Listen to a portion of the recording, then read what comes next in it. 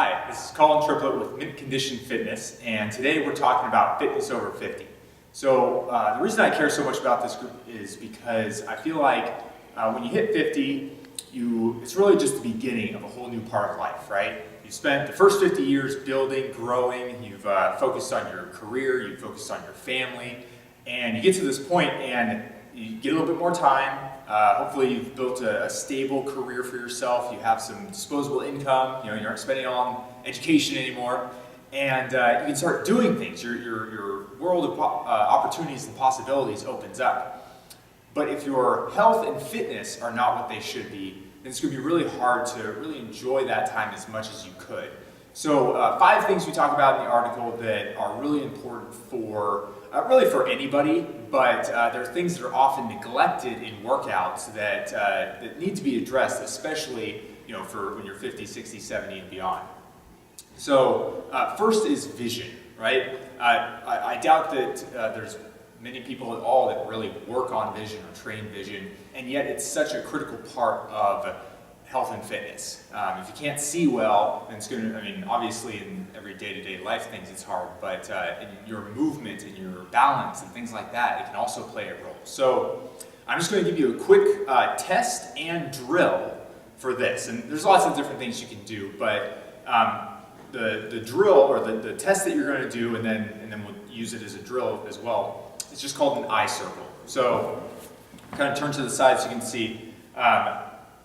You can use a pen, you can use your thumb, whatever. But what you're going to test for is, can you follow your thumb? So I'm looking at my thumb. I'm going to go up, around, switch hands, and then back up. And so I'm just drawing a big circle in the air with my thumb, and I'm trying to follow with my eyes. And what you'll notice, so what I want you to do is make sure that you can follow it. Because sometimes what you'll find is you go to a certain range, maybe I'm up and right, and either your eyes start straining, or you're blinking a lot, or it gets blurry, or whatever. If at any point your vision is not as good as a different point, then that's an important thing to work on. We need to work on either that range of motion, or maybe going through a range.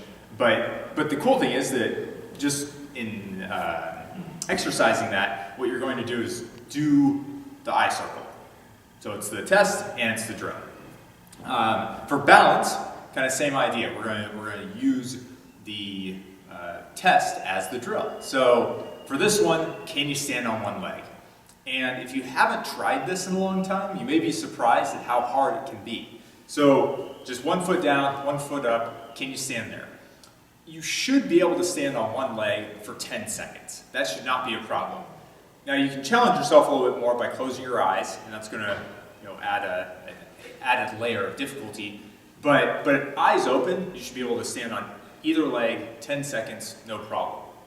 If you can't, then that's your drill. You got to start practicing standing on one leg. Number 3 is mobility.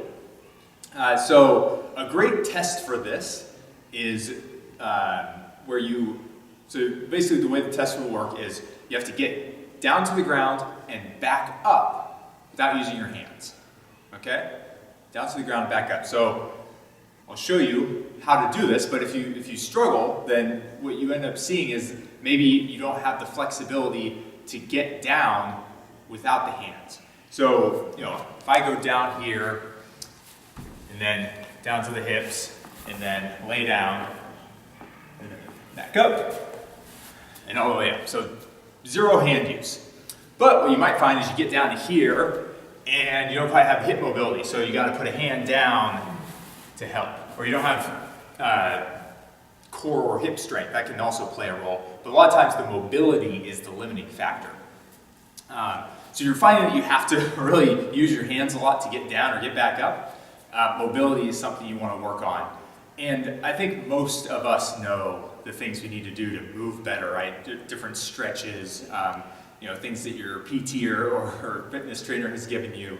But it's about making those daily practices, really working on that. Number 4 is core work. So core, for me, is both the abs and the butt. They're both very important in stability, keeping your back safe, things like that.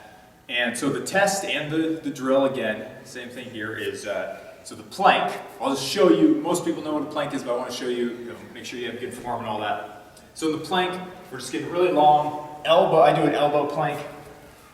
So right here, just stay nice and long. And you should be able to hold this for 90 seconds. Now the key here, so you're holding that nice, good position. If you start feeling like your back is getting involved, come down. The point is not that you can hold it for 90 seconds at all costs, right? That you can grind it out. It's that you're able to actually control that your muscles, the right muscles are working to control for that. If you can't do that, then work on it. The other one is the bridge. So this is more of the back side. Can you hold, so again, so this is a bridge, one single leg bridge. Can you hold this position? So I got my hip up, and you want to have a nice straight line, knee, hip, and shoulder. So I have my knee, my hip, and my shoulder in a nice straight line, and I'm going to keep my other leg straight as well. Just makes it a little bit harder, but the goal is that we want to get 60 seconds on each side there. So those are a couple tests, and again, you can use those as your drills to improve as well. The last thing is power. Now we aren't going to really do a test for power, but it is something that you need to work on. And the simplest way to start working on power is to do jump training. And if that freaks you out a little bit, don't worry, we aren't going to actually be doing anything that hard at first. But what you can start to do is to control motion, and that's what we talk about in the article, that power is just as much about producing motion as it is about controlling it. So what I'm going to have you practice and work on is going up on your toes and then catching. Go up onto the toes, catch. And once you can do that, you'll go up in the 1 foot, catch. Up on the toes, see. Gotta have a little balance for this one too, and then catch. So the goal is to practice stopping motion. So I'm letting myself drop and I'm catching that. And the good thing is that you have a lot of control over this. It's not like I'm jumping and catching, which might be a later stage. But at first, just practicing those introductory power drills can be huge for helping you to move quickly. Again, if you trip, right? If I trip, I need to catch myself. And a lot of times injuries can happen when you go for that quick motion and you haven't worked on it, or haven't trained in a while. So those are kind of our 5 keys for fitness over 50. I hope some of these help. Try out the exercises, see how you do, and see if there's something that you need to work on. So this is Colin Triplett with Mint Condition Fitness, and I hope that really helped you.